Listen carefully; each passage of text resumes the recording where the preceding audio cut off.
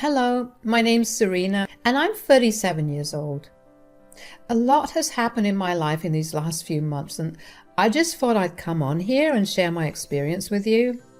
I also want to share this as a cautionary message to always listen to your gut. Not all family members can be trusted, and it's always better to be safe than sorry. My story starts with me meeting my husband, Danny.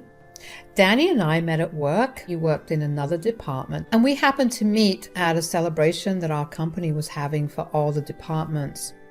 Danny and I got along really well, so well that we in fact spent the entire event just talking to each other. We exchanged numbers when it came time to go back home. Needless to say, we started dating pretty soon after that. We dated for a long while, about 3 years, before we decided to get married. Our wedding had to be the happiest day of my life. Mine and Danny's relationship was a very good one. We rarely ever fought, and we had a way of understanding each other without needing to say it out loud. So while I was very happy and satisfied with our relationship, I had a problem with only one thing, and that was my mother-in-law, Willow. Willow was a character in my life, to say the least. She was pretty agreeable to be around. She had her moments of rudeness, but nothing that I couldn't handle. She would sometimes make snide remarks at me and would sometimes even blatantly insult me to my face. Of course, Danny would have my back in a heartbeat, and I was grateful for that. That was not the issue I had with her, though. I don't know if Willow actually struggled with her memory, but my God, was it an actual issue. She forgot things everywhere all the time. Danny and I tried to tell her multiple times to actually get help for it, but she refused to because she believed she was completely fine. But then I realized she would purposely forget a lot of things when it came to me. Like, for example, there was this one time when she borrowed my laptop because she wanted to browse through some things on Amazon for herself.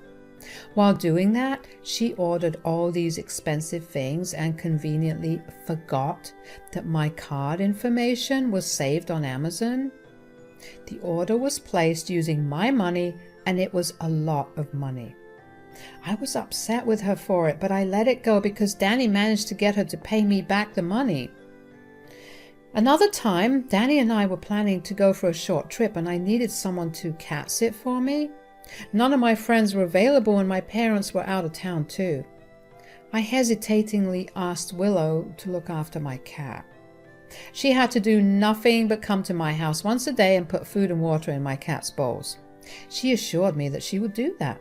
But when Danny and I got back home, our house was infested with ants, and my cat's food bowl was overflowing and also crawling with ants. My cat was itchy all over because of those ants. I was furious, and Danny drove me over to Willow's house. "Welcome back. It's lovely to see you both." "Really? What did you do? I asked you to do one thing." "Mom, why did you not look after the cat?" "What are you talking about? I did. I filled its bowls with food and water." "Yeah, you overfilled it, and now the house is crawling with ants." "Oh well, it's not my fault that your house had ants in it. I still took care of your stupid cat." "My cat couldn't eat any of the food or drink any of the water because of the ants. Did you even go over every day like I asked you to?" "I went over the first day after you left, and I filled the bowl up real good. I figured if I filled the bowl with a lot of food and water, the cat would be fine for a while." "Mom, that's not really how it works. That's a crappy line of logic to follow, and even you know it." "Pardon me for not knowing how to take care of pets. You know I hate them." "So you went over only one day?" "Yeah, I forgot about the cat after." "You know, if you knew you wouldn't be able to take care of the cat, why did you just tell me? I wouldn't have asked you." "Look, is the cat alive?" "Yes. That's all that matters." "That was a very crappy thing for you to do. I need you to apologize to Serena." "Ugh, whatever. Sorry, Serena." I was really upset at how casually Willow was treating what she did. She didn't even seem remorseful. After she apologized, I walked away.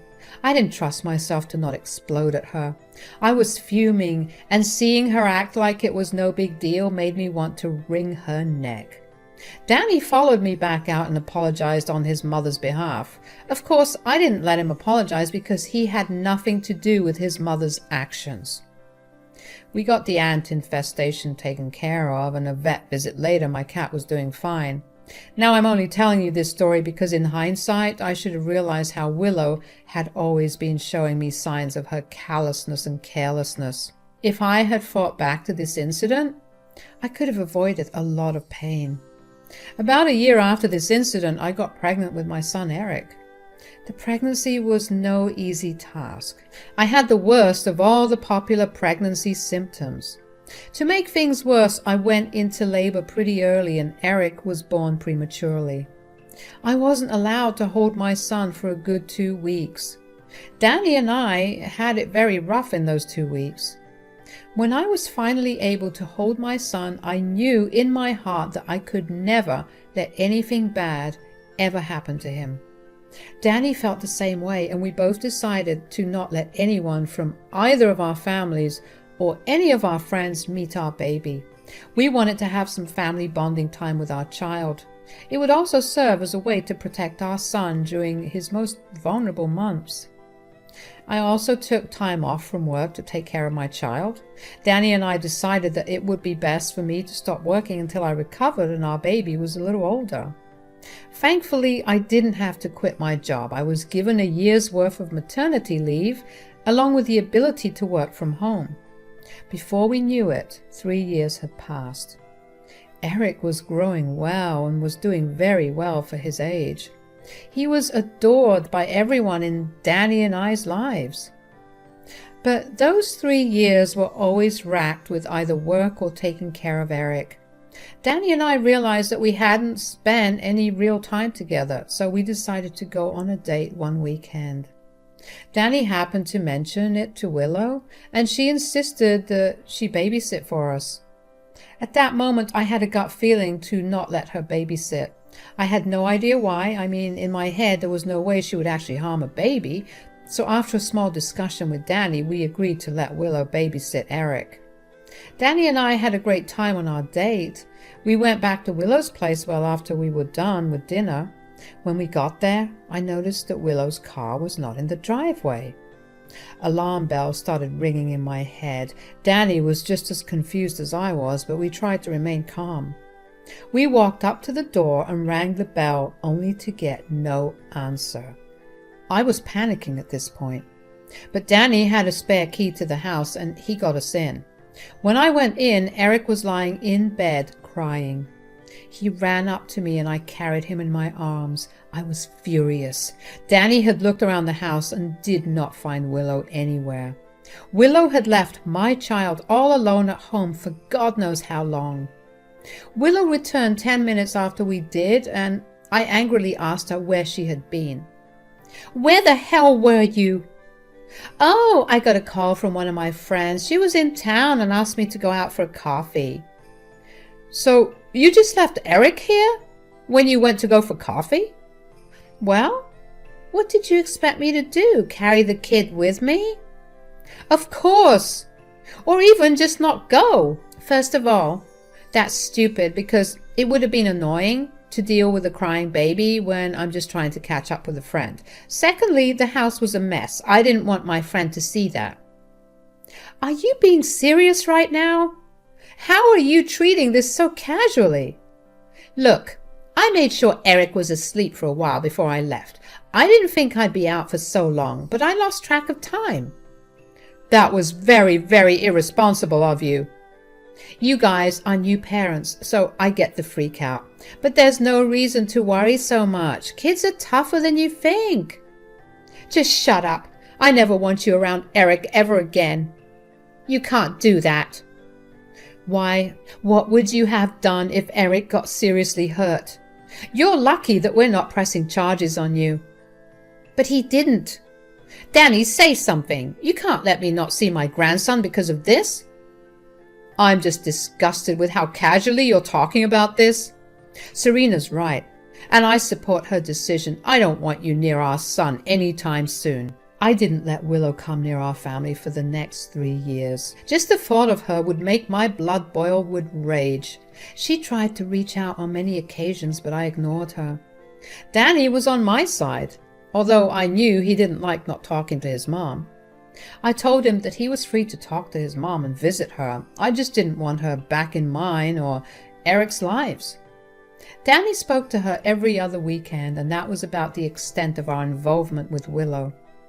And then one day, Danny told me that he had something to discuss with me.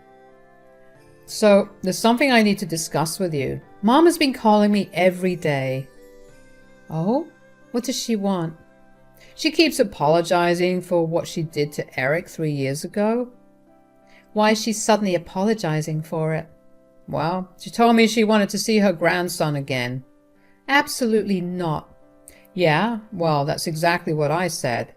Mom then went into this rant about how she's getting old and how she doesn't want to live the rest of her life estranged from her son and her grandson.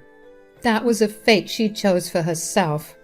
I know, but you can't possibly be thinking about letting her come back into our lives. She just seems so apologetic. Yeah, probably because she has something more devious in her mind. I doubt that. I know you're still hung up over what happened, because she put our son's life in potential danger. I'm sorry, but I don't want someone who showed no care for my son in his life. He deserves better than this. And I completely agree. All I'm saying is that we slowly introduce her back into his life. No. Serena, don't be so stubborn. I'm not suggesting we let her be with him unsupervised again. All I'm saying is that we let her see him. That's a big and scary thing to do. What if when our backs are turned for a second, she'll hurt him? I'm just saying that she behaved like what she did was not wrong at all. I fully agree. That's why we'll do it slowly. We'll test the waters. I promise you that Eric will at no point be left alone with her. But she's right. She doesn't deserve to not see her grandson. She's been apologizing like crazy recently, and she really does seem remorseful right now. Fine. She can meet him, but only when I'm there. She's not allowed to touch him unless he tells her she can. She has to respect all the boundaries that are set by us and Eric. If she makes a fuss about it, her visitation rights get revoked. That's fair. I'll tell her that she can meet him next weekend. Even though I didn't want it, I let Willow come back into our lives. She became a lovely grandparent to Eric. She complained about the boundaries we set, but she never once violated them. Slowly, she and Eric began to develop a good bond, and we began seeing her once a week for family dinners. She would spoil Eric with all the gifts he wanted and would plan for family trips just so he could have a good time. She made sure that Danny and I were involved in everything. She kept this up for the next 3 years, and I slowly believed that she had changed. And then one day, she came over to our place. She told us she had something important to ask us. I need to ask you guys something. What is it, Mom? I was just thinking that Eric and I haven't really spent much time recently. I mean, thanks to Serena, I missed a lot of time with him. You were nothing but a danger to him. Of course, I wouldn't let you be around him. I left him unsupervised once, Serena. Yes, you left him alone at home when you were supposed to be looking after him to go out with your friend for a coffee. How in the world would I be okay with you ever watching after my son? Okay, Mom, what is it that you wanted to ask us? I wanted to ask if I could take Eric out to the zoo this weekend. What? Why? Eric keeps talking about his love for giraffes, and I figured that I could take him to see some. Mom, we just gave you the reason we don't want you to have alone time with Eric. I know, and I really am sorry for what I did. I'm sorry I got so defensive about it. I hate that I did that to him. I just want to prove to both of you that I've become better. So, you want to take him to the zoo? That's a good 2-hour drive away from us. Yeah, I know it's a big ask, but I promise you that I'll bring Eric back. You can go as long as we come along. No, I want some alone time to bond with him. Absolutely not. How long will you keep punishing me for something I did 6 years ago? I've been good so far and have never once hurt Eric. Just please. You know what, Mom? Why don't you give Serena and me some time to talk about it? We'll get back to you on Thursday. Fine. I obviously didn't want Eric to go somewhere far alone with Willow, but Danny was sure that Willow had changed. She had been a good person to him the past few years, so much so that she was Eric's favorite grandma. We asked Eric if he wanted to go to the zoo with only Willow, and he excitedly said yes. So against my better judgment, I told Willow she could take Eric with her. Eric was excited to go on a trip with his grandma. I was anxious about it. I asked Willow when they'd be back, and she told me that they'd be back by 4 p.m. I was worried about letting my son go out with her for so long, but he looked so happy that I put aside my worries. I spent the rest of the day in an anxious mess. When it finally turned 4, I waited for Eric to return. Only he did not. I waited another hour and figured that maybe they were stuck in traffic, but an hour later and they still weren't home. Danny thought that they had maybe stopped to get dinner together, so I gave them another hour. But when they still didn't come back, I called Willow. Willow? Yes, Serena. Where are you? I'm at home. All right, and where's Eric? You left with him this morning and it's 6 p.m. right now. What's taking so long? Oh, right. I think I forgot him at the zoo. I guess I also forgot to tell you about it. What? What the hell do you mean by you forgot him at the zoo? Well, 1 minute he was holding my hand and the next he wasn't. I didn't really pay much attention because I was heating up like crazy. I just left the zoo when it got too hot for me. I was halfway home and I realized that Eric wasn't in the car. What the actual hell is wrong with you? How could you not immediately call me or the cops?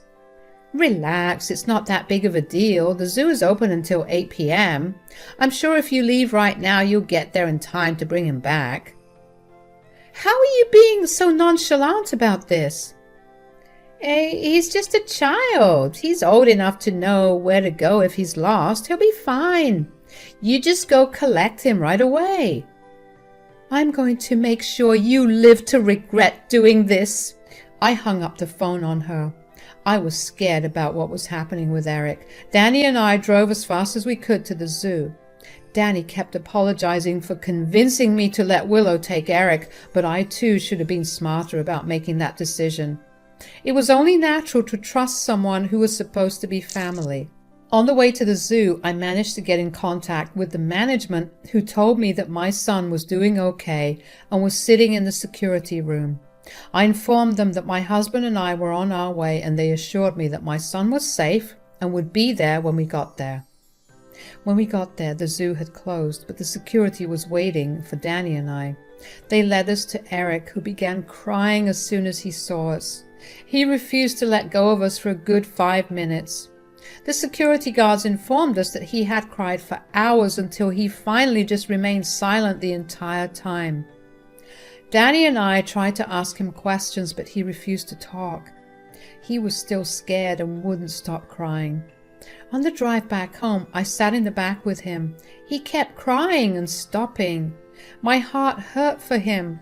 I knew I needed to put Willow in her place. I told Danny that I wanted to get the cops involved, and he agreed with me. So I called the cops and reported everything that Willow had done. They told me that they'd bring Willow in, but they'd need Danny and I to make statements. An hour later, I got a call from Willow. Why are there cops at my door?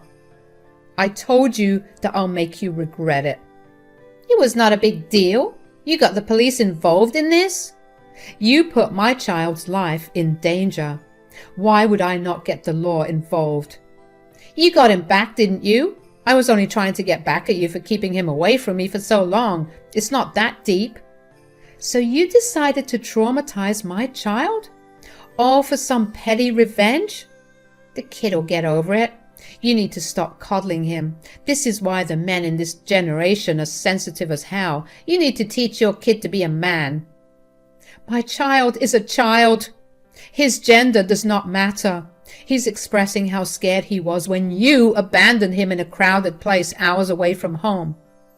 Get the cops away from here now. They won't stop banging on my door. What would you have done if Eric got injured? Or even worse, kidnapped? Would you have been this nonchalant? He's fine. Stop talking about hypotheticals. You deserve jail time. I will press charges, and there's nothing you can do about that. Goodbye, Willow. After that, Danny, Eric, and I were called to the police station to give our statements. Danny and I both recounted instances of Willow constantly being careless in ways that endangered Eric. Then the cops asked Eric if he could tell them what had happened. Eric was afraid of the officers, but I managed to calm him down and tell him that he had nothing to be afraid of. One of the police officers offered him a donut, and he immediately relaxed a little. He didn't talk for a while because he was still processing everything that happened. The police let us take our time. Danny and I engaged Eric's attention to the best of our ability. We tried to make him feel like he was finally safe and nothing bad was going to happen again. Finally, Eric opened up and told us and the police that Willow had left him at the zoo when he was standing in front of the lion enclosure. Upon a few more questions being asked, Eric revealed that Willow had told him that she had a surprise for him and made him cover his eyes and count to 10. When he opened his eyes, Willow was gone and she never came back for him. Thankfully, he managed to find security and they kept him in their cabin until Danny and I arrived. I was furious, and I asked the police to be serious when it came to dealing with Willow. They assured me that they would be. Over the next few months, Danny and I went to quite a few court trials against Willow. She was charged with child desertion and endangerment. Eventually, she was sentenced to 10 years in jail. Willow looked devastated, but I felt like a weight had been lifted off my shoulders. I no longer had to worry about my son being put in dangerous situations in her hands. Eric has been getting better. One of the first things that Danny and I did after the incident was put him in therapy. It has been helping him a lot.